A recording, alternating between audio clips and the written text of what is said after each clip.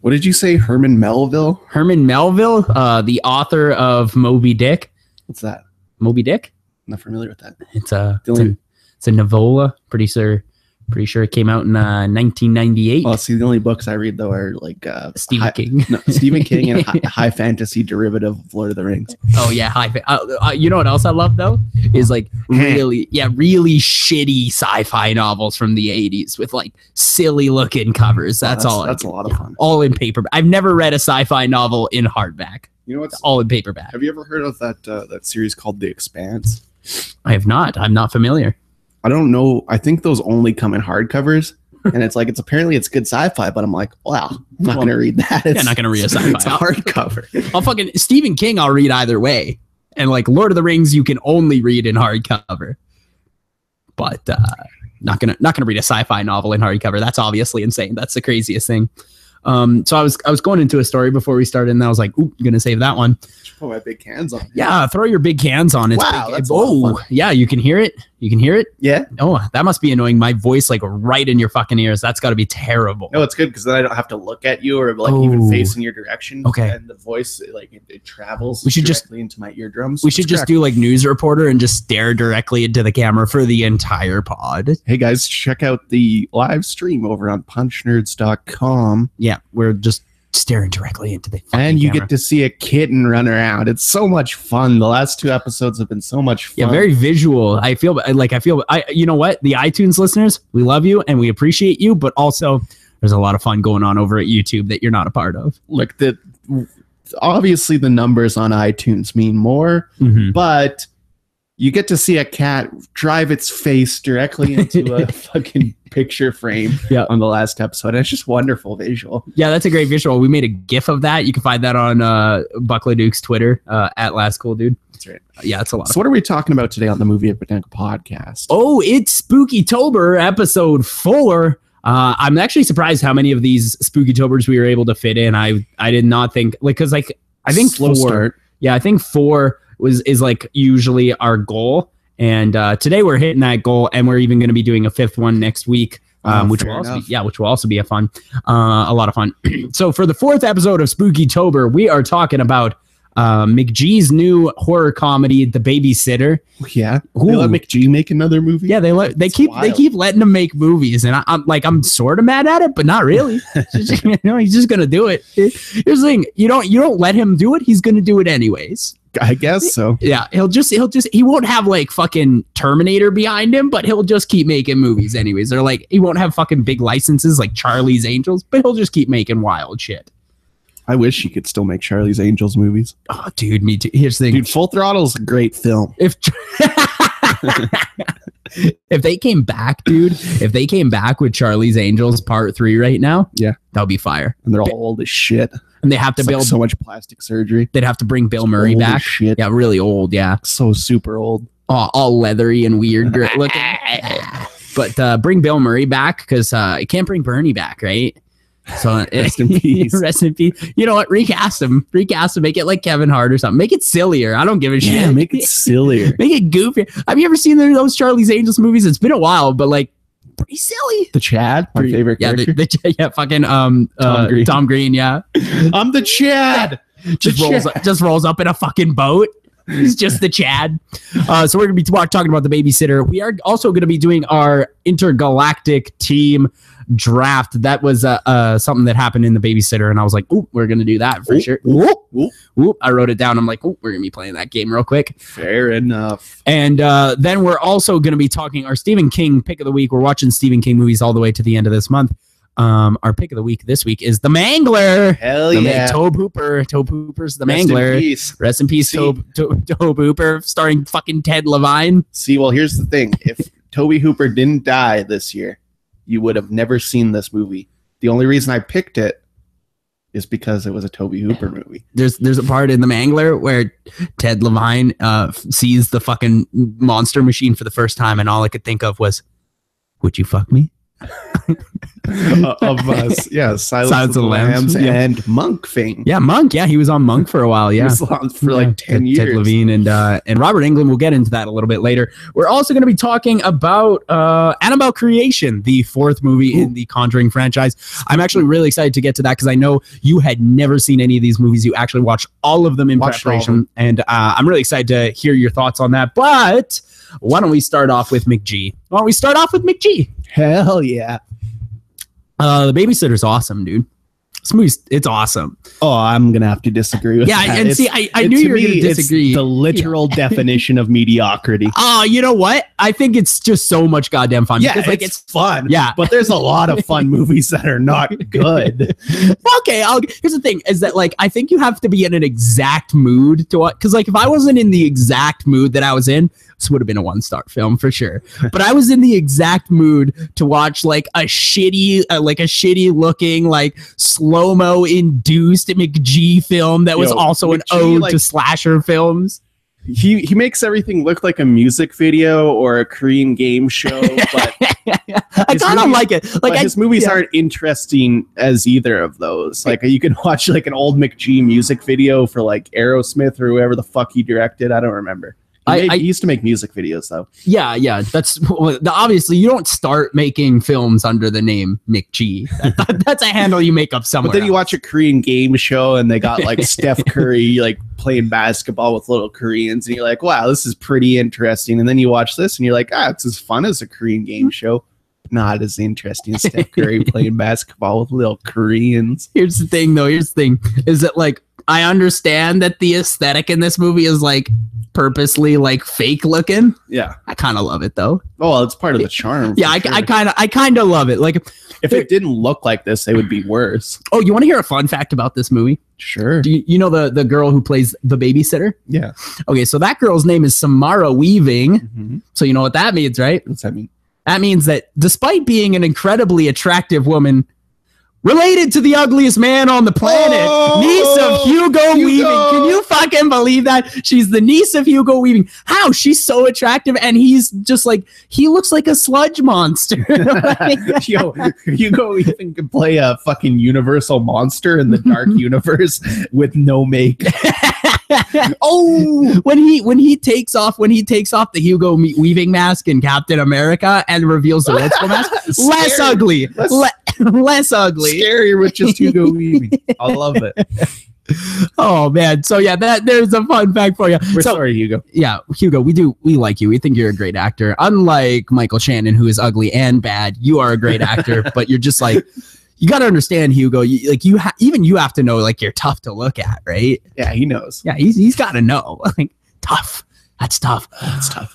Okay, so let's actually break down what this movie is about. Okay, because like it's like half ode to slasher film, and it's half ode to like 80s satanic horror films. I would say 70s. 70s. You think 70s, 70s satanic stuff, 80s slasher stuff. Fair, yeah, with a 90s aesthetic, which is fun. Yeah, it is a lot of fun. I do think that it does get a little lost in its genre jumbling, right? Yeah, like to be fair, it's 80 minutes, so it's like probably figure that out. Like, it's 80 minutes. Yeah, don't get lost. Yeah, for sure. Because like they start the Satan stuff, and you're like, ooh, well, this is really neat. They straight up drop the Satan stuff for like 45 minutes to the point where it's when they bring it back, it's not important at all. No, and I agree with that. I agree with that. But the Home Alone style running around that he does to get away from the murderers,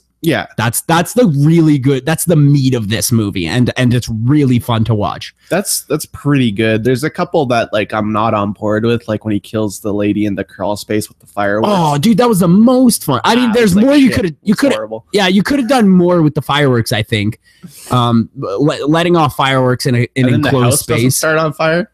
Oh yeah, this makes any sense. Yeah, okay, you know what? Didn't think about that. That's pretty silly. You gotta at least have the house on fire. I like that Tom Cruise just didn't wear a shirt in this movie. Was that fucking Tom Cruise? I swear to God, it was him. It looks like him. Yeah, it actually wasn't, but it's like it's uncannily. It's like, to be fair, that is one of my favorite sequences when he's chasing him around and like the kid's throwing eggs at the house. He's like, no, stop for a minute. Yeah, I'm not gonna kill you yet. You gotta go and stand up to this fucking bully. Then he gets hung in the treehouse, and I thought that was great.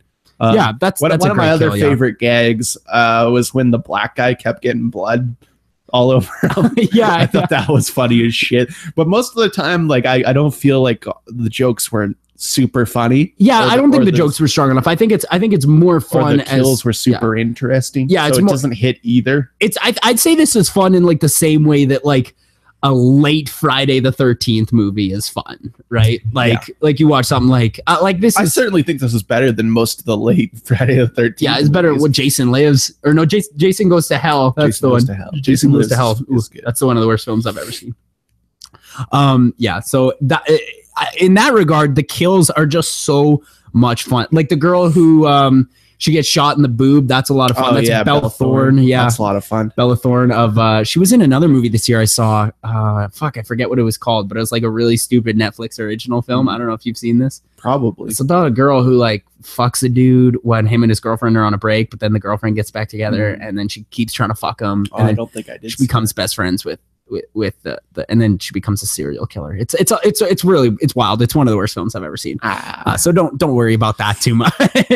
But yeah, Bella Thorne gets shot in the boob, and then the Bella Thorne death, like, because she doesn't die from getting shot in the boob, but later on in the film, I don't want to give too much away because that is really late in the film. Her death sequence is like really dope.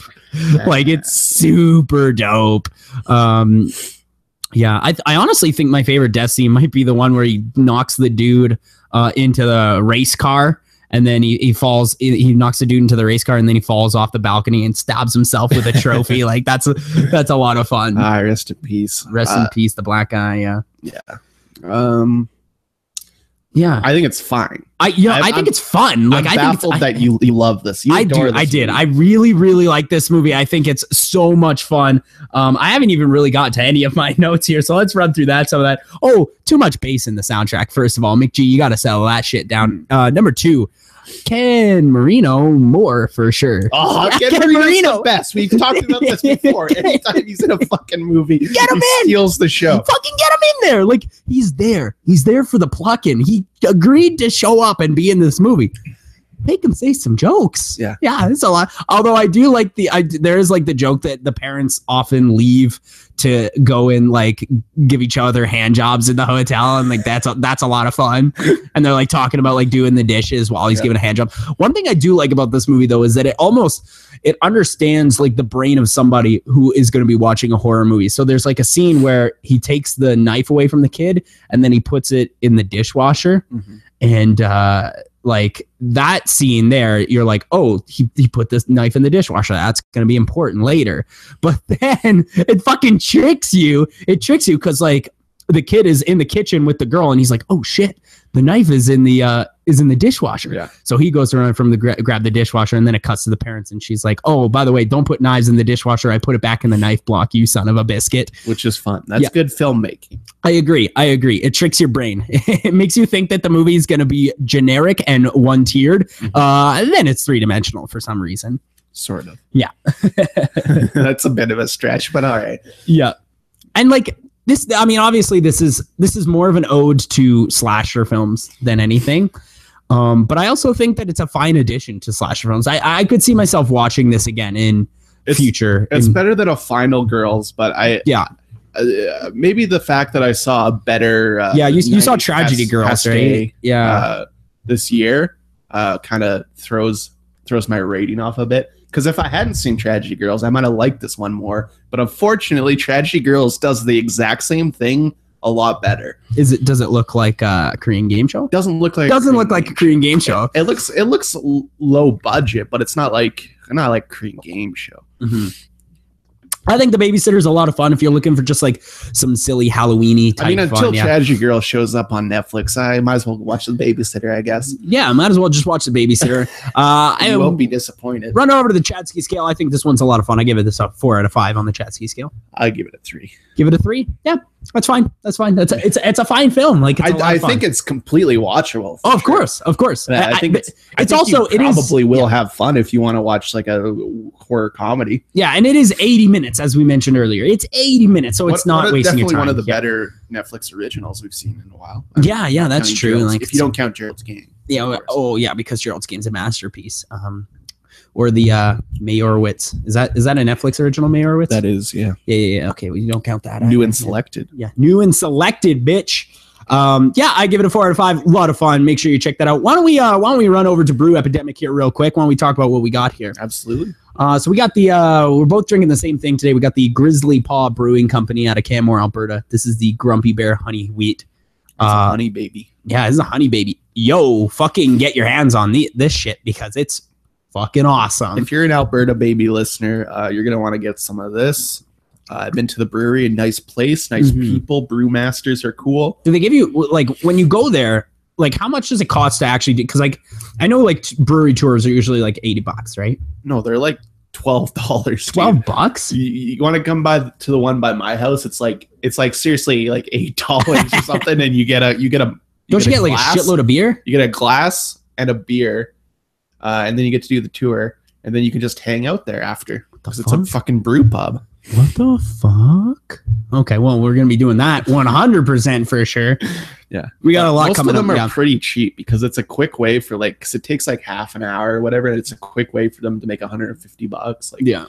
Well, we got a lot of shit coming up. We got to go see Blade Runner. We're going to the Halloween movie marathon next week, but we'll find time. We got a busy couple months coming. Yeah, we got a busy shed. We got Star Wars. We got Thor coming out, which fucking Thor's at like after the embargo, it's at like 98%. I'm like, no way, it's that good. That's crazy. It's too much Loki. People love it. Loki is like you chop off 5% for that alone. Taika's so good though. So yeah, it's like, do you see that video I sent you? Watch that. Like Taika and TT making fun of stupid commenters. Yeah, people who are like, this looks really stupid. He's a clever lad. He is a funny man, so I'm excited.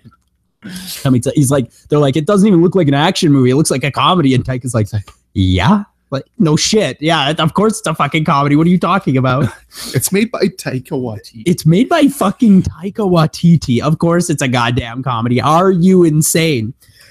So at one point in the movie The Babysitter, there's a part where the two main characters, the boy and the babysitter, decide to go through their intergalactic team of people that they would have, sci-fi characters that they would have on their team if they were ever in like some dire mission. So we've decided to do the intergalactic mission draft, baby. It's a 5-character draft. We're each going to be able to draft one character. What was our last draft? Do you remember? It was, you know what? It was the slasher draft. Yeah. And that one was tough to call. It was very close. It was really close. But I'm going to take the W on that one so that I can take first pick for this one. Fair enough. I really want to take first pick because if I don't take first pick, you're going to try and snag Riddick. Riddick, bitch. That's my first intergalactic draft pick. Riddick. That's a good call. Fuck yeah, dude. Because he's strong and smart. And like he can take, like if you have him on a team with other people who are, because like he can take on teams of four by himself. You send a crew of 4 for me. Fucking insulting. It's insulting. My favorite line, maybe in any movie. Maybe in film history. That's insulting. Chronicles of Riddick is a fucking masterpiece, by the way. So for my first pick, I'm going to take our boy Kurt Russell from The Thing, R.J. McCready. R.J. McCready. That's a good call. Why him? I know he knows how to fight aliens. And he also is a scientist. Oh so yeah, helps. he's got the brains and the brawn. he's got flamethrower experience. That's a good call. I mean, he's also dead, but I guess that doesn't matter in such a draft. Well, does he ever die in that movie? I don't think he does. Well, it's unclear. It's the end. Yeah, exactly. He could still be kicking. You don't know. It's true. Hey, make The Thing Part 2 and have Kurt Russell come back. I know he can wield a flamethrower, and I think that'll be good against some sort of alien menace. Yeah, absolutely. I would agree with that. All right, so that means we go on to round 2. We're doing the snake style draft. Forgot to mention that. So Buck. Yeah, what kind of draft is this exactly? This is a serpentine. Yeah, this is a serpentine snake draft. Yeah. So why don't you hit us with your round 2 pick, Buck? So my round 2 pick, I think I need like a big strong lad. So I'm gonna go with Arnold from Predator, Dr. Dutch or whatever the fuck his name is. Dr. Dutch. Because I know that's an alien fighter right there. Mhm. Is like that's your main form of defense. That's your front line. I think McCready is good, but Dutch is gonna fuck shit up. So for my number 2 on the sci-fi intergalactic mission draft, oh, you know what? I think it would be tough not to have strongman Liam Neeson there. I'm taking Sure. Qui-Gon Jinn, baby. Qui-Gon, fair enough. Qui-Gon Jinn. I knew I had to take someone from Star Wars, and so I was like, I could take Darth Vader, and I'm like, oh wait, that's a mistake. I got to take Qui-Gon Jinn, of course. Almost took Jar Jar, but you know, Jar Jar is still on the table. Yeah, Jar Jar is still on the table if you want to snag him. And then my third pick, I'm gonna take Morpheus. Again, I need a smart lad. I need a smart lad behind me who can fuck with dimensions and shit. I don't know what does Morpheus do? I don't know, but I like him. He's good at kung fu, I guess. He can train himself with computer programs, which is that seems like that would be useful. I think he would be good. He's a black lad. Need one black guy on there. Yeah, I gotta have the black guy in there. For my number 3 pick in the 2017 Intergalactic Team Draft, I'm going to go with Liam Neeson, the man. Just Liam Neeson. It's not even like Darkman. You're just taking Liam Neeson. No, just Liam Neeson as he lives in this universe. Yo, hold up for a second. What if Liam Neeson fought Qui-Gon Jinn? Oh, I think that might be the content. That shit might be the content. And then for my number 4, I feel like I need a doctor on the team, so I want Bones from Star Trek, but specifically Carl Urban Bones. Oh, but it's the same Bones. They're both the same. Same Bones. Exactly. I want it to be Carl Urban. Might even be the same guy. So for my number 4 pick, you already got your Kurt Russell pick in with your RJ McCready. Better get another snake, or better get some fucking Snake Plissken up in this bitch. Another Kurt. This is just for strongman. Kurt's a man of many talents. I need somebody who can do parkour, so we'll get some Snake Plissken up on this bitch. Absolutely. Yeah. And he needs to be able to parkour while holding a machine gun. And then my final pick, I'd be remiss if I didn't get someone from Star Trek, and I'm going to go with my favorite Star Trek character of all time. That's Captain Jean-Luc Picard, baby. Picard. Got to take Picard. Choice. Yeah, they actually took Picard in the Babysitter. So I saw Picard and I was like, oh shit, that's a good one. That's a good one. That's a good one. For my last pick in the 2017 Intergalactic Draft, I'm going to take John Rico from Starship Troopers. John Rico. I've actually never seen this movie. Casper did Didn't they make like a shitty sequel to this movie? Like that was like straight to DVD this year? Yeah, they did this year. It's an animated movie. They've made 2 animated ones now, and there's also 2 live action. Isn't Starship Troopers like a comedy almost? Sort of. Yeah. It's satire. Sort of like Galaxy Quest, but not quite as Korean game showy. Yeah, it's like Galaxy Quest, but they actually kill aliens in it. I almost took Tim Allen for parody Galaxy of Quest. Like sci-fi and also parody of like a totalitarian government type thing. It's Paul Verhoeven of no, I see. RoboCop. It's similar in style to RoboCop. Dude, I fucking love RoboCop. RoboCop was on my list. And I didn't for get my to number 6, because in the movie they allow a little baby number 6 if you need it. Oh yeah, that's right. I'm taking Ball Droid, baby. Oh, you're taking Ball Droid? Okay, well in that case, I'm gonna take C-3PO because he's a cheeky cunt. Fair enough. That's good. if we're getting our fucking robots in there, C-3PO and Ball Droid. I'm not even gonna put our what is it called? I'm gonna grab another brew dog here. Yeah. Grab me another. I'm running low. We're gonna grab some more brew dogs. We'll do some more brew epidemic when he gets back because we have different craft brews coming up here. We are raging alcoholics. We absolutely need some help. Please call the police. I think they need to be. Somebody. Yeah, better call somebody because this is we're out of control. It's fucking 2 p.m. on a Sunday. We're not even watching footy. Yeah, we're getting tall boys. We're not even watching footy at all. We're not even watching footy. We're just getting wasted. Lads that are watching footy down at the Ship and Anchor. Shout out to local brew house. Local place of brew.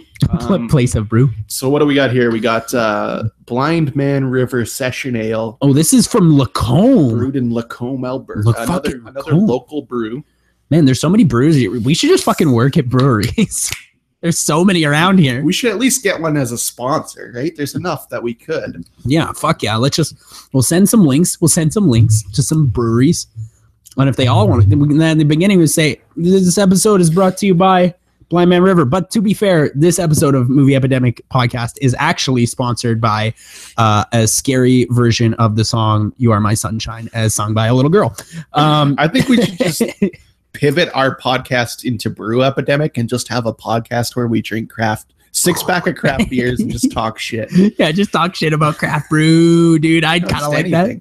And then scream about how fucking nobody's sponsoring us. We can talk about movies during it. You know, I just want to pivot away from this fucking this horrible curse that we've created where we have to watch 3 movies a week until we die. Oh, I don't mind watching 3 movies because I watch more than that. You know, I typically watch more than 3 I watch movies like a week. 7. Yeah. Yeah, this dude's out of control. All right, so we've been watching Stephen King movies. Oh boy, oh boy, oh boy. I'm sorry I made you watch this one. Oh my God, dude. I'm super pissed. This week, we watched The Mangler. Now, before you say anything, Buck, I'm going to describe to the audience what this fucking movie is about. So The Mangler is a movie directed by Tobe Hooper, starring Robert Englund and fucking Ted Levine. And the plot of this movie is that this cop, played by Ted Levine, is trying to find out if the Robert Englund character has an evil washing machine. And turns out he has an evil washing machine. And it kills people because it's a fucking evil 100 minutes, Buck. This is 100 minutes of people 100% taking this absolutely terrible idea 100% seriously, and it's unbelievable, dude. This is one of the worst. This is the worst Stephen King movie by far. It's a fascinating piece of history, though. Don't you agree? Yeah, I mean, I guess, yeah. It's they got the director of the Texas Chainsaw Massacre, and they're like, we want you to make this Stephen King movie. And he's like, okay, great, what do we got? Yeah, we got what? We got it. We got The Shining. They're like, no. Hold up. This is a short story. It's 40 pages, maybe not even 35 pages, about a killing washing machine. And he's like, oh, I don't know about that. And they're like, here's how much money we're gonna give you. And he's like, I guess I could try it. And he clearly did his best with the material. He was trying real hard to make this not terrible. The thing. It's a movie about a killer washing machine. Huh? Yeah. Okay. Who fucking greenlit this? What executive producer read this short story and was like, I know what to do with this, and then made it into a fucking full-length. A great idea for this. Yeah. Because clearly they just bought Night Shift or whatever that book of short stories was, and they like got to the end and they're like, we've only got The Mangler left, and they're like, well, we don't want to spend any more money to buy more Stephen King shit. We'll have to do this. They bought the whole book just to be safe, just in case they ran out of stuff and they had to do The Mangler. Here's the problem. This movie was made in 1995. Look, Tobe Hooper, I love you. You're a good man. You make a lot of great films, but why'd you film this with fucking 70s cameras? It looks like when I saw that it was from 1995, I'm like, buffaloed. Yeah, I'm buffaloed. This looks like 81. Yeah, like no shit. This looks like it was made well before The Shining. Well before. It's really bizarre. Like the movie looks so outdated. Even now, like it's terrible. Like even watching it from a 2017 perspective, you watch it and you're like, oh well, that's clearly not good enough to be 95. Okay, so the way this movie is laid out is that we have Ted Levine. He's the cop in the movie, and you know what?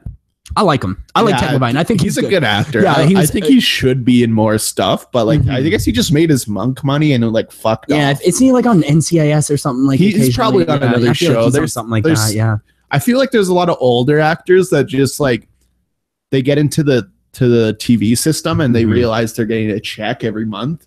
And it's more secure work than doing films. And then they just get onto one of those shows because they have the prestige. Like he has the prestige to be in real movies. Yeah, absolutely. Like I mean, I'll do another 19. I mean, like he's most notably known for his role in Silence of the Lambs, sure, which as is awesome. James Gum. Is that what the name of the character is? James Gum, aka Buffalo Bill. Yeah. Buffalo. And he's amazing in that movie. He's great in this too. But here's the rub. While I think Ted Levine is great, Robert Englund might be the worst actor ever to come out of film. Dude, he's a fucking cartoon character. He's like a cartoon villain. He's like a Popeye villain in this. Like he comes out. They throw in a rape. This is Stephen King. Yeah, he comes in and he's like he's seriously. I swear to God, there's a part where he goes, "Arr." Dude, there's so many fucking weird characters in this movie. Like, because there's his niece, and then there's like the gypsy he's banging. And then there's I thought they were the same character for so long, dude, because they all look the same. It's all white brunette ladies. But then there's the fucking hippie brother-in-law. He's my favorite character. I love that's the best character. He's like, because he sort of has a British accent, but he also might just be a hippie where they invent their own. Yeah, where they talk just like this. He's like. No way, man! That thing's possessed, dude. He sounds like my roommate Omar, who lives in our basement and is real weird. He sounds like my brother's drug dealer. Oh, holy fuck! But yeah, that character is like, as soon as that character rolls up, I'm like, then it becomes like its own thing, and he's like not even acting. Yeah, like, he's not even trying. This guy doesn't even know he's making a movie. Are you a virgin? Yeah, that scene was insane. Where he's like, "Are you a virgin?"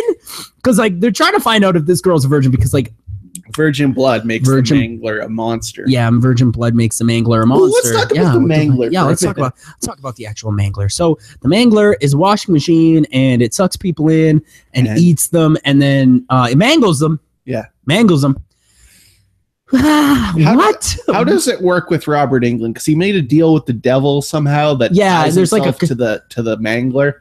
Yeah, but like everyone who is like sort of been like attacked by the Mangler and lived sort of has this deal, but for some reason the Robert Englund character has a fucking contract with Satan's signature on it. Hey, Satan signs here, you initial here. Oh my god, dude! It's just like it's such nonsense. Like I was so pissed watching this. It's not a movie for sure. Yeah, but here's the thing that I love about this. There's 2 sequels to this movie. What? With Robert Englund. Okay, that might be, you know what? That might be our next series. And the next one, he like possesses like I'm not even kidding, like a school's computer system.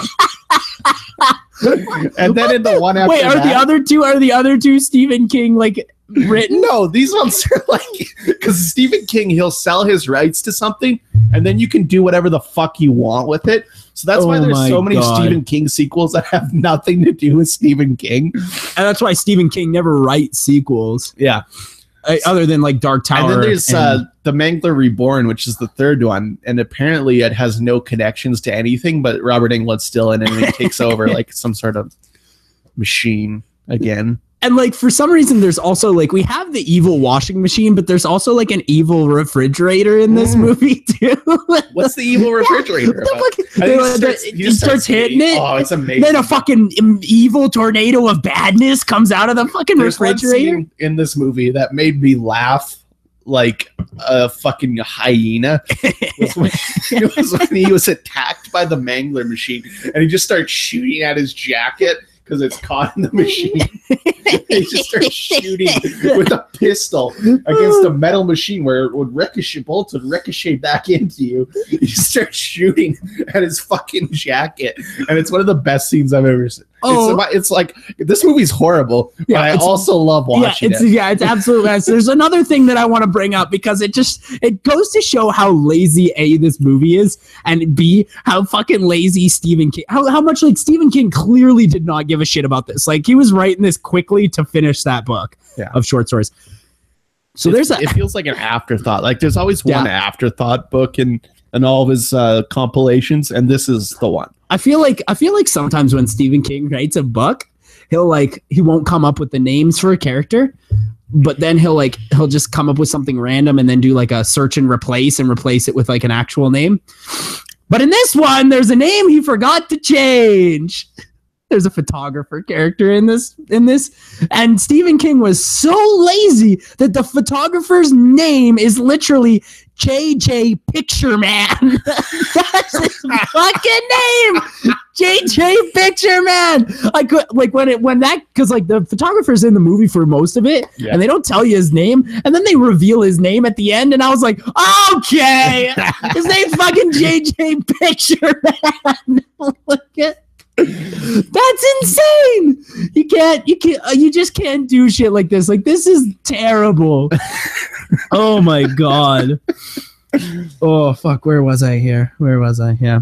There is like the scene where him and like the 16-year-old girl get chased by the Mangler, and him and the hippies there too. I guess that's kind of fun. Looks like shit. It's 90 CG. Yeah, 90 CG looks like shit, but it's kind of fun. But like the weird thing about that scene is like suddenly they're in like corridors and like fucking spiraling staircases like into the sewers, and I'm like, how big is this laundromat? Like what the fuck? Why is there so many spiraling staircases? I don't even think something like this exists. It's like what was it in Breaking Bad? It was like this though. It wasn't quite like this. It was a bit bigger in Breaking Bad, but it was like similar. Yeah, like an industrial laundromat. Yeah, I don't understand what the point of an industrial laundromat is though. Like, what's it for? Who brings that much laundry? Like hotels, I guess. But they have their own shit. Yeah, they got their own shit going on. You know, maybe like a kitchen of some sort, like a McDonald's. Not even then, because like you wash your own uniform. Like, what is the point of an industrial? I've seen it before. I've seen it before too. I've seen it before in other things. It's an industry. It's a thing, but what does it actually do? If somebody knows, it's got to be like uniforms. If one of you people knows, send us an email. Hit them with it's punchnerds@gmail.com. Punchnerds@gmail.com. Punchnerds@gmail.com, because we have to. Please say one of our listeners works at an industrial laundry. Please, like, please. I gotta know what the fuck this is. We're fairly smart lads, but this has baffled me. Yeah, absolutely. This the whole film in total. It's just like, I can't believe this actually exists. It's unreal, dude. Yeah, The Mangler is one of the worst fucking movies I've ever seen. Definitely the worst Stephen King we've watched this month. Oh yeah, let's give it right now. The Pumpkin Crown for worst movie of the entire thing. And we've seen some shit, dude. We've seen some shit this month. Yeah, but although to be fair, this is like a better spooky-tober than most. I think we've seen some really good stuff. No, it was an exciting spooky-tober. Yeah, there was an active spooky-tober. Yeah, a lot of good stuff. I mean, we had to see like Johnny Galecki, but like, yeah, that's fine if we get to see other stuff. So, this is a 1 star. Like, this is a 1 star on the Chadsky scale. Yeah, it's a 1 star. There's no other rating for it, really. I think I had enough fun with its absurdity that I'm not going to give it a 1/2 star. Yeah. I would agree with that. I think definitely if you're with your lads and you're cracking some pop tops and like, this is like, let's put on some shitty horror movie. I can't believe that put on the fucking Mangler. I can't believe that this doesn't like stand among like The Room and like Birdemic as like movies you watch on a shitty movie night. Yeah, because people don't talk about this movie at all, and that's kind of why I wanted to bring it to the pod, so that we can expose it to the world. Yeah, because you guys gotta know this is an actual fucking movie about a killer laundry machine. And it's the clearest 1 star I've ever seen. But also, you have to watch it. You gotta see it. You actually have to watch it. It's absolute nonsense, but it's nonsense for like 100 minutes. It's a lot of fun. Yeah. So that's a 1 star on the Chadsky scale. Absolutely. Shall we move on to our last film? Yeah. So before we get into this last film, there is one thing that I want to address, is that there's always been one issue that we've had with doing the Spooky-tober, and we bring it up quite frequently, and it's about modern horror films just not scary anymore. They're shitty. They're not scary, and they're shitty, And it's been a while since like a movie actually scared me. Step in Annabelle creation. Holy fuck, dude. This is definitely the scariest movie I've seen this year. It's terrifying. I was surprised. I don't know why these Conjuring movies keep surprising me. I think it's because historically horror sequels are shitty, despite the fact that The Conjuring is great. Yeah, that's a great movie. Go through that. That's why don't we film easily. The Conjuring is amazing. Like The Conjuring is a really great. So I watched movie. all 4 of them Friday, Saturday. Yeah. The first Conjuring, one of my favorite horror movies ever now. Oh, it's fucking so good. And I've been telling you, man, you got to see this movie. Vera Farmiga and Patrick Wilson just running around ghost hunting. 2 of my favorite people of all time. Also, I love it. I like that Patrick Wilson just does like Conjuring films now. Yeah, and in Insidious or whatever, he does all of those. But it's such a fun idea to have like a demon hunter team, and then they're now turning it into the fucking Marvel Avengers of fucking horror shit, and I love it, by the way. It's fantastic. Yeah. James Wan, holy shit, he's good at making movies. He's good at making movies, man. He's good at making scary movies. Even Furious 7, my favorite of the Fast and Furious movies. Obviously. James Wan is fucking the best at making movies. He might be the best director. Just let him make movies, please. Move over, Scorsese. Aquaman wrapped today. Put him immediately on a new movie. Yeah, right. Hey, here's the thing. James Wan not in Star Wars? That's obviously insane. Why is JJ directing that movie? Yeah, fucking take that 9th film away from fucking JJ. We already saw JJ's Star Wars. Give it to James Wan because the lad knows what he's... Didn't he also do Star Trek 3? Or no, that's Justin Lin. That's Justin Lin, yeah. The other Asian lad. The other Asian lad who's also really good and also makes good ass horror movies. Yeah.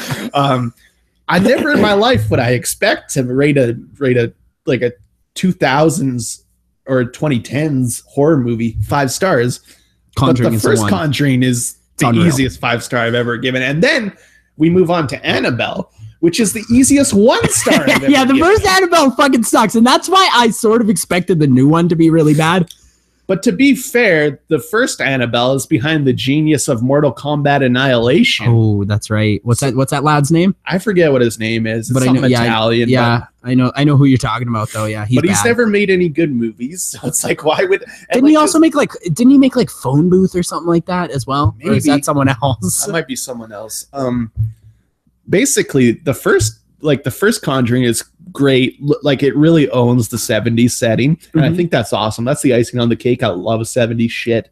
That's my aesthetic, basically. Of course.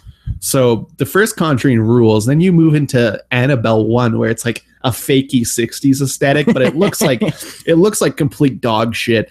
And there's only one good scene in it, really, which is now dubbed the elevator scene, which was directed by James Wan. Yeah, it was, and he was uncredited for it too. Unbelievable. So it's obviously there's a weak link here, and it's not James Wan. Wow, I'm looking at this John R. Leonetti. That's the person who directed Annabelle. Yeah. I'm looking at his filmography, and he made Mortal Kombat Annihilation. Oh, terrible. The Butterfly Effect 2. Not the first one, because the first one's kind of good. I like the first. Yeah, it's not scary, but it's kind of good. Then he did Annabelle, and he actually did another movie that is out now that just came out called Wish Upon, and I've seen trailers for this. Wish Upon, it's about Evil Genie, guys. Yeah. Evil fucking G. So Annabelle, the first Annabelle is not very good. Sucks. You move into Conjuring 2. It's good again. I like the Conjuring 2 a lot. Not as good as number 1. It's not as good as number 1, but I still love it. And the main reason for that is the Enfield Poltergeist is one of my favorite, just poltergeist or any paranormal investigation stories. Mm-hmm. I've listened to the actual tapes on it before, and it's like actual tapes of a little girl doing that voice, and it's scary as fuck.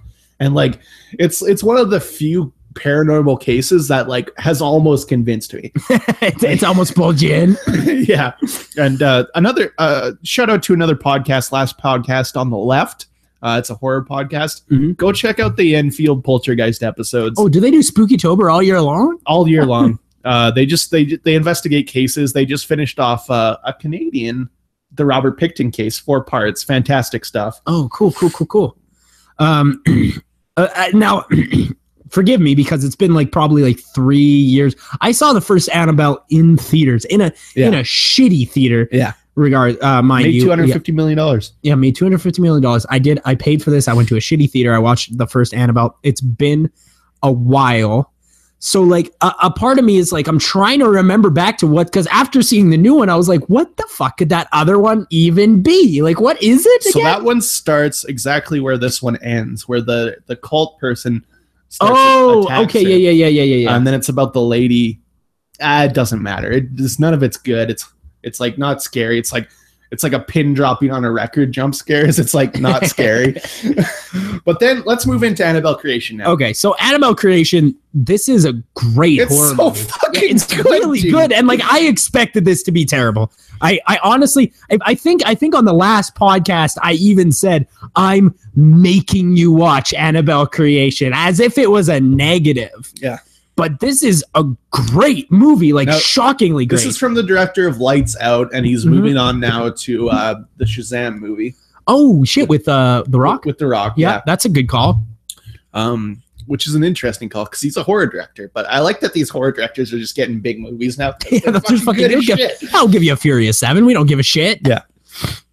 But like this movie, it's just so tense, dude. It's like, really tense, yeah. It does like some like silly foreshadowing shit where there's like the chairlift where it's like, oh, it only works if it's plugged in. It's like, nah, I wonder how that's gonna go. And then it's like there's like the dumbwaiter that goes to the scary basement. Oh, yeah. As soon as I saw the dumbwaiter, I'm like, cool. It like opens up by itself, and you're like, I wonder what's gonna happen. Yeah, somebody's climbing in there for sure at some point. So it does like the obvious horror shit. Yeah, the horror setup, but I like it. I think it's great. Like, because like it really does, because it does set up the whole movie. I think with horror movies like this, you do have to be a little obvious with some of it. Yeah. Right? Like, because if they had never showed the dumbwaiter or whatnot, and then she crawled into the dumbwaiter later on, I'd be like, what the fuck is that? Like, where is she right now? Why is she in the dumbwaiter? Yeah, it stars I forget her name, Tabitha something or other, but she's most notable for her leading role in the film 9 Lives. I don't know if you ever saw that with no, I didn't. Kevin Spacey. That's oh yeah, I did actually, with the cat. Yeah. I watched that with my parents, and my mom loved it. Dude, your mom loved it? That's one of the easiest half stars I've ever passed out, for sure. He's like, it's a lot of fun. I'm like, no, it's not. Could you point out the fun in this film for me? But yeah, she plays the main character in that really weird transition to go from a goofy Kevin Spacey cat kids movie straight up to an R-rated horror film. Oh, yeah. Yeah, but that's the kind of transitions I'm looking for. Oh, yeah. Yeah. Oh, yeah, baby. I think she's fine. She's a fine actress. A lot of the kids in this movie are pretty good. Yeah, nothing too special. I really like the guy who plays Mr. Mullen. Yeah, I don't know what his name was, but that guy's awesome. Yeah, he was really good in this film. He's like a Kevin Costner type. Is what I would call him. Yeah, Kevin Costner. Yeah, he's a Costner type. Like old Costner though, for sure. Well, Costner's old as shit now. If you've watched any of his recent movies, he was in what was in Hidden Figures. He was old, dude. He was old in that movie. But I'm gonna describe a scene for you, and it's gonna sound like one of the least scary things of all time. Are you ready? Okay. So you know, like when you go out on Halloween and you see people in like those Charlie Brown ass fucking sheet ghosts. Yeah. Okay, there's a sheet ghost in this movie, and let me tell you something. It's scary. What the fuck? 25 minutes in, and I already have to pause it. Yeah. I was like, what the fuck? There's a fucking sheet ghost. A fucking sheet ghost. I've mentioned this before on the pod, but I'm bad at watching horror movies, and I had to pause this bitch like 10 times. I was like, what the fuck? Like the first Conjuring, I literally said, fuck this shit, and turned it off. Because I was watching it at like midnight. I didn't get that luxury. I didn't get that luxury at all because it's an hour and 45 minutes and I turned it on 2 hours before this podcast. Yeah. So I was like, I gotta watch it straight through, dude. It was tough, though. It's so scary. Like, it is like a really scary the movie. One that the sheet ghost is scary, but then the second biggest scare is like that under the stairs where the demon's just like barely there and like sucks the fucking doll back. I was like, yo. The first scene where you actually see Annabelle like as a little girl rather than just a doll. oh fuck, dude. That was a tough scene where like she turns around and she scratches. She's like she has the fucking demon hand, right? Yeah, demon hand. She's got the fucking demon hand. She scratches at the girl's leg and then she fucking pushes her down the stairs. Like it's really terrifying. And here's why it's terrifying: is that this movie walks a very thin line between jump scares, which we've seen a million times, and actual emotional torment. It doesn't just torment the characters, it torments the audience, which is why this movie is so good. Yeah. Why are not more horror movies made like this? I don't know, but there's a really good one of my favorite misdirects in this movie is they have like the wife, right, who has like a weird mask on and you don't really see much about her. Yeah, you think that she's the maybe demon. She has something to do with it. You don't know. Like and it's all shrouded in mystery, which I like. And there's a lot of very effective like scares in this, but what really finger breaking. Ooh, gross. What really I found amazing was they were able to make a lot of scares work in daylight. Yeah, I was actually going to mention that as well, because like that's the craziest shit. That's never happened. Like, that I can remember in any movie where there's scares in daylight. Yeah, it's a really tough feat to accomplish, and I think that they did really well here. One of the scariest scenes is midday when a fucking demon takes her in the wheelchair and shoves her into a barn. What? Yeah, fucking midday. And then because like the scary part about that scene is that somebody just starts pushing her wheelchair. She turns around and the sun is so bright that you can't see the face of the person above them. And that's an amazing way to make a horror movie. Like, why the fuck has no one thought of this before? Yeah, because that's what scares me. Yeah, daytime. I do think that the actual level of terror is like in the first hour and 25 minutes. And then I don't think the last 25 minutes are that scary. I think the last 20 minutes, because like, here's the thing. We've talked about this before, but you know what's really scary is Satan. Yeah. Satan's the scariest thing of all time. Until now, I thought Satan was the scariest thing of all time, but you know what might be scarier? Black Satan rolls up in this bitch, and it's scary, but it is really just like the last 25 minutes is more just like them running from a scary Black Satan, and it's not like as emotionally tormenting, but which is why I don't think it's as good as the first Conjuring. No, of course, that movie might have no jump scares. Like the first Conjuring might have 0 jump scares, if I recall properly. There's jump scares, but they're not like they're not obvious. Yeah, blow your brain apart. Yeah. Here's the thing is that this movie, like, I had it up at like I got it on the surround sound. I had it up at 30, and like when they're talking, it's normal. But then there's a fucking horror stinger that comes in, and it fucking fills my entire apartment. I gotta be better turn this down before someone calls the police. Yeah. Oh yeah, but I honestly like. I think that the only problems this movie has. Is that I do think the last 25 minutes is not as scary as the first hour and a half. Although the first hour and a half is really scary, like really scary. Like, don't make a movie this scary for sure. Yeah, the tension builds up until the reveal, where you're like, it is the Satan demon. Yeah, it is the Satan demon, and now really the only conflict is just running away from Satan demon. Running away from Satan demon. But then. The only other problem I have is that some of the later scenes have because some of the later scenes take place at night, and I think there's some lighting issues with some of those later scenes where they're a little too dark, not enough to be a problem, but a little bit too dark. And it's supposed to be spooky, because like with these horror movies, and I've seen this a million times, they just fucking overexpose like gray and black, and it's like why they all gotta look gray? Like might as well just make them fucking black and white at this point. Well, that's why I think the Conjuring 1 and 2 are so fun, because it's a 70s setting, everything's weird and colorful. Yeah, exactly. So there's not going to be any falters with stuff like that. Yeah. But this one, it's a lot of gray. There is a lot of gray in this one, like in a brown house too. Like they'll come around the corner. It's like, why is for instance, the scene where one of the characters, the little girl characters, Linda, she's sitting outside. She's sitting in her room at the door with like that gun that reels. Scary as fuck scene, by the way. Yeah. But like as she's looking at the door, the light in her room is on, but the second there's a door, it's pure blackness. It's like some of that light would shine outward. Well, it's about the terror, dude. Yeah. That's one of the scariest scenes too, when she looks over the edge of the bunk bed. Oh, fucking hand grabs the doll. No thanks. No, and like I'm famously scared of like little dolls like this. Like the little dolls like this are fucking scary, dude. One thing about this though is in Conjuring 1 and 2, and I think in the other ones too, you see like Ed Warren's room of terror items. Why do we got to keep going back to Annabelle? There's a lot of fun stuff in there. Yeah. Well, here's the thing is that they are making another. They're making the nun next, and then they're making the Crooked Man, which will be the one that kills. Oh, I'm sorry. Could we get more Crooked Man? I 100% need more Crooked Man. Because I wasn't sold on the Conjuring 2 until the Crooked Man shows up. Because anytime there's that Uncanny Valley shit, like Marble Hornets, Uncanny Valley, like something that looks slightly realistic, or like something like a human, but something's off about it.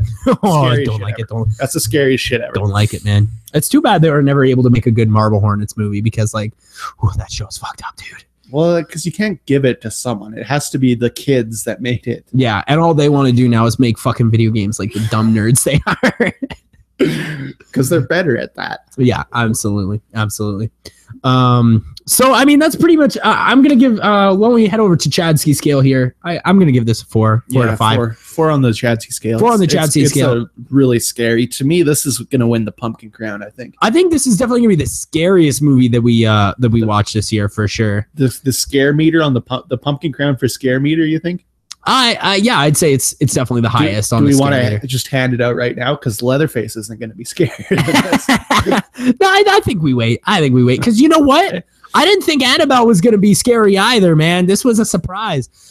I don't think anything other than this movie this month has really been that scary, though. I would agree with that. Yeah, we haven't seen anything really scary. We've seen some decent movies. Like Gerald's Game is certainly uncomfortable. Yeah. But it's not scary. No. This is scary. I would say the same for Raw.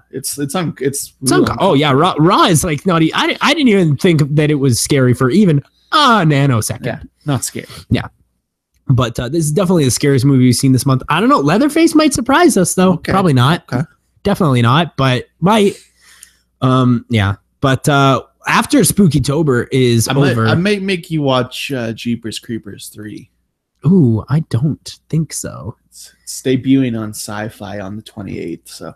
Oh, I don't think so. I might make you watch that. So there might be some layover from Spooky-tober. Yeah, I still have a few that I wanna touch on anyways. That I probably will lay over from Spooky-tober into November, which we'll use as catch up month before the freeway. The freeway to the Oscars. Speaking of the freeway to the Oscars, highway to the Oscars. Yeah, we're on the now since the freeway is coming up. We're starting to get these freeway trailers, dude. Let's talk about a few Oscar trailers. Okay. We got 12 Strong. This is clearly like a 9/11 movie. Have you seen the trailer for this? Fucking I don't care. Heavy 9/11 imagery. It's just Chris Hemsworth. Oh, yeah. Did Clint Eastwood make this? Yeah. Why I don't know. I don't much 9/11 imagery. 9/11 imagery. One Oscar movie I'm probably the most excited for is a movie called. Have you seen trailers for Three Billboards in? Yeah, Three Billboard looks good as shit. In I don't remember what the town is. Something Missouri. That looks fucking awesome, and here's why.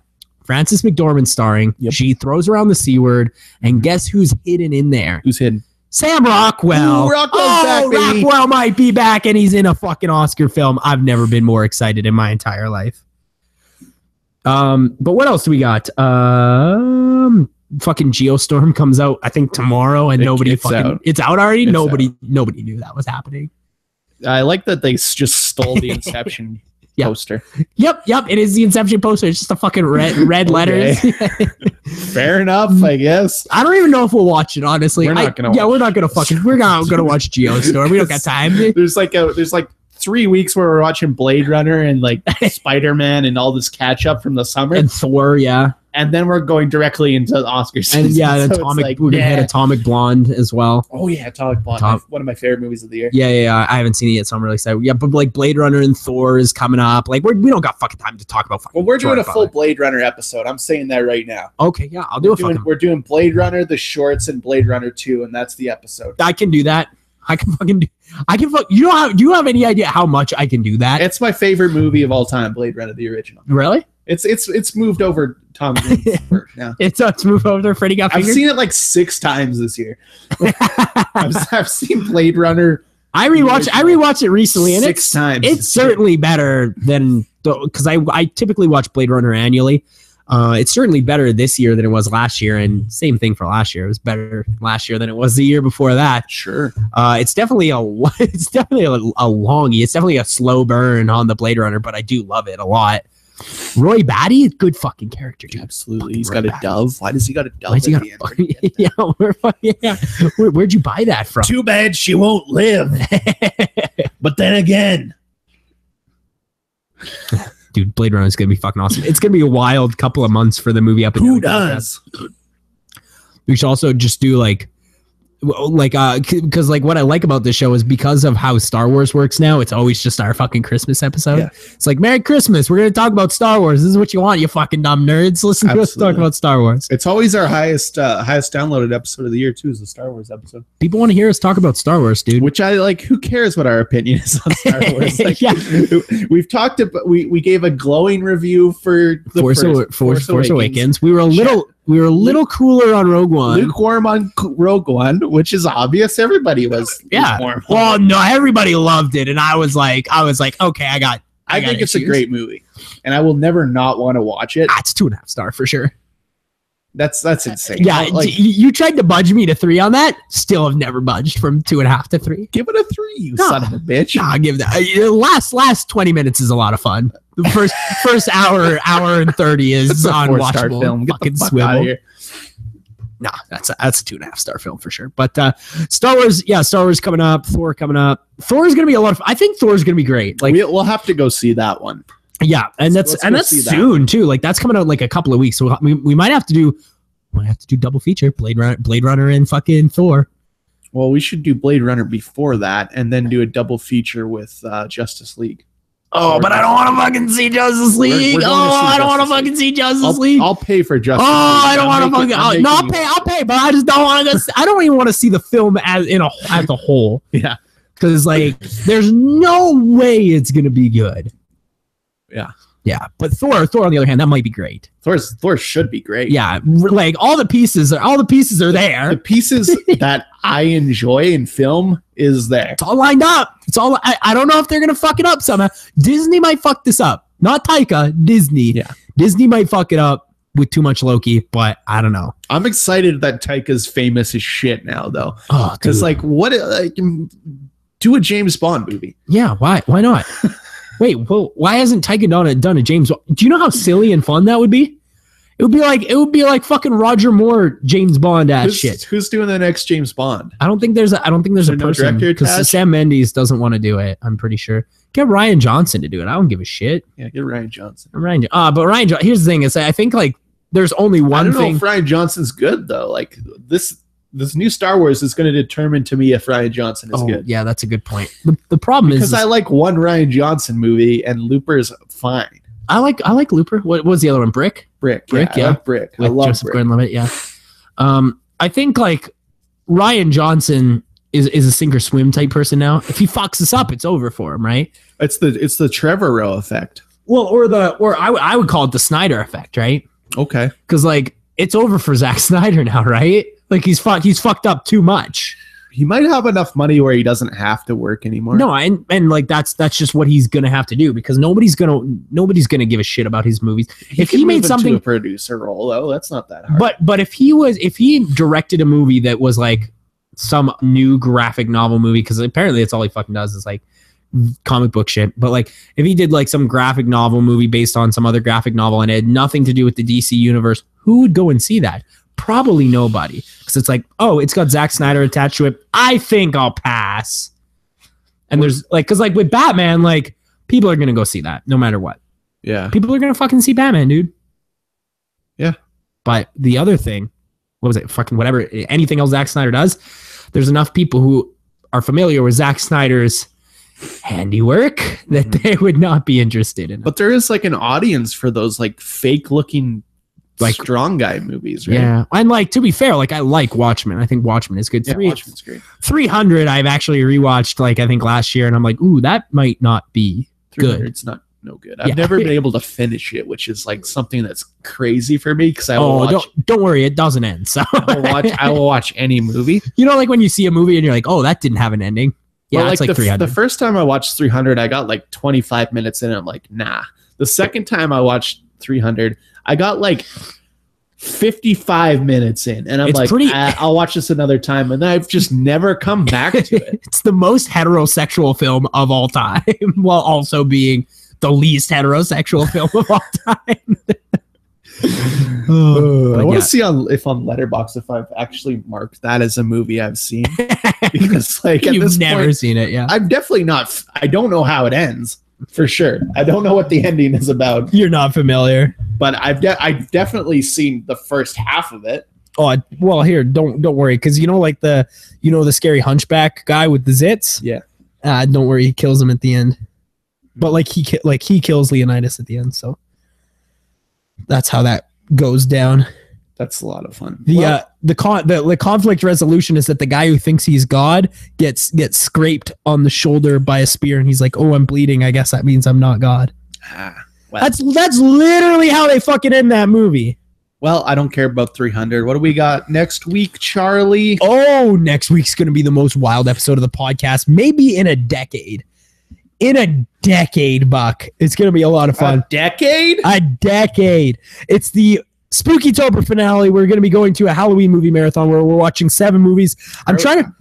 Where do you think we're going to leave at the marathon? Because I'm not staying for Cult of Chuck. Oh, we're definitely not staying for Cult of, because like, okay, there's 7 movies. It goes Fright Night. We got to stay for at least Friday Part 6, right?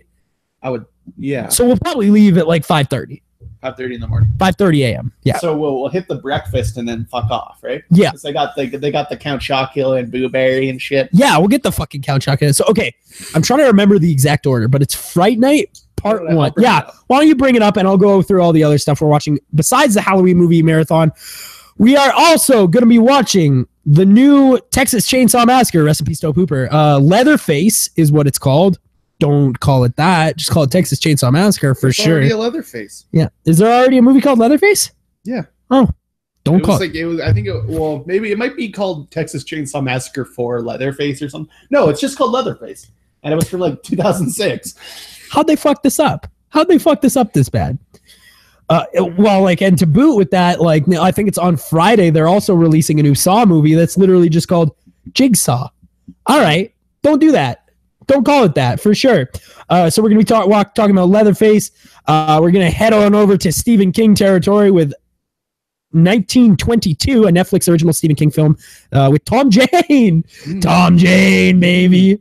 Dude, Tom Jane may be the worst actor of all time, but we'll talk about that next week. And then as the finale to our Stephen King, we didn't even get close to watching as many Stephen King films as I would have liked to. Carrie, we didn't watch Christine. Fuck, we could do it again next year. Like, honestly, we could have to just like hit the actual good ones. Yeah, we didn't watch any. Yeah, because we ended up watching fucking The Mangler and what was that, Tommy Knockers and shit. Like we watched. We were trying to fucking. I wanted to hit the ones I haven't seen. Yeah, I wanted to hit some of the weirdies. Yeah, I've seen Christine. I've seen Cujo. I've seen Carrie. Yeah, and we so those are the general ones. I've never seen Maximum Overdrive, which I wanted to watch this year, but we didn't get to it. But we're gonna be ending off with The Shining, of course. Stanley Kubrick's The Shining. One of my favorite movies of all time. Yeah, one of the best. I don't think we've ever talked about its Kubrick features. Yeah, we've never featured a Kubrick on here, so I'm excited about that. Have we never featured a Kubrick? I don't think so. I feel like we did like Spartacus or like Dr. Strangelove at one point, but maybe not. I've talked about him, but we've never done. Yeah, we've discussed about it. And of course I've talked about 2001 at length on this podcast, but we never like did a full review. We might have to do that. We might have to hit that and like Kubrick. Yeah, do like we'll do like 2001 and then hit 2010 because I've never seen 2010. I watched 2010 like a couple weeks ago. It's on cable. Is it good? Like I've heard it's decent. It's watchable. It's like it's not the same. Yeah, but it's good. But yeah, it's a good movie. Like if it would be an awesome movie if it wasn't a sequel to 2001. Right? Like it's a good sci-fi movie though. So we will be talking about my favorite director of all time. I don't know how you feel about maybe yours. I would say Kubrick is the most influential director of all time and probably one of my favorites. If I had a top 3, he would be in it. My favorite director of all time. We're going to be talking about The Shining. So that's really exciting. So what do we got for? Have you got pulled up the Halloween movie marathon? I do have the marathon list. List. So I know it's Fright Night is the first movie. Fright Night from 1985. I've never actually seen Fright Night, so I'm excited to see that one. Then we've got Texas Chainsaw Massacre Part 2, which I have seen, and it's awesome. Yeah, it's not bad. I've seen that one before. And then Halloween 3: Season of the Witch. I've never seen this movie. I rave about it, though. Yeah, you talk about it so often, and I'm so excited to finally see it. I'm excited to see it on the big screen. It's one of my favorites. And then Nightmare on Elm Street 4: Dream Master, another one I've not seen. I've never seen. I've heard it's amazing. I feel like I've seen up to 3. Yeah, but I don't think I've seen past that. Maybe I've seen Dream Warriors. No, this is Dream Master. Oh, okay, Warriors Dream 5. Dream Warriors. Okay, because I've seen Dream Warriors. I don't know if that might be 3. I've probably seen this one, but I just don't remember. Either way, it doesn't matter. Hit me with what's the 5th movie? Final Destination 5. Never fucking seen a single Final Destination film. Really? Really? The first one is like a lot of fun. It's like the same thing as like Butterfly Effect. Like it's fun to watch, but it's not good, but it's fun to watch. And then we've got Jason Lives Friday the 13th. Obviously a masterpiece. Great one. And then Cult of Chucky. Oh, we're not staying for Cult of Chucky. We watched that like 2 weeks ago. But we should stay till Jason Lives, because Jason Lives is awesome. Yeah, Jason Lives is fucking great. I've never seen Final Destination 5. I've seen the other 4. Yeah. So. I work at 8 a.m. that day, so that's gonna be a push. But apparently there's gonna be Red Bulls there. They're like offering free Red Bulls to anybody who goes. As well as Big Rock Brewery, baby. I'm scared I'm gonna get too drunk and then not be able to drive home. I'm scared. I'm scared that I'm gonna get too drunk, and you fucking just crash here. We're gonna be doing pod in the morning anyways. I thought you had to work at 8 a.m. No, I work at 8 a.m. the day of the thing. The day before. The next day is nothing. We're doing pod. Yeah, we're doing pod. So just fucking sleep on my couch for 3 hours, and then we'll do a pod. Sounds good. So that'll be next week. It's gonna be one of the more insane episodes of the show. It's gonna be crazy because we'll briefly talk about all the movies. We've covered a couple of them. We're gonna be talking about 10 films next week, and we've never talked about that many movies on this show. Even like with animated Trongy Donks, we've never gone up to 10. Well, we probably won't rediscuss Cult of Chucky, but at least 9. Probably not. It's going to be more about the experience of this, because this is an experience thing. Yeah. Are we supposed to wear a costume? Yeah. Fuck. I don't know if my shoot's going to get here on time, but we could probably conjure something up, make something up. But if not, I'm going to wear my fucking suit, so like my skull suit. Yeah, I'm really excited. What is it called again? It's like Danny Bones or something like that. Skeleton. All right, that's absolutely that's the pod. Follow me on Twitter at @lastcool. Happy spooky-tober.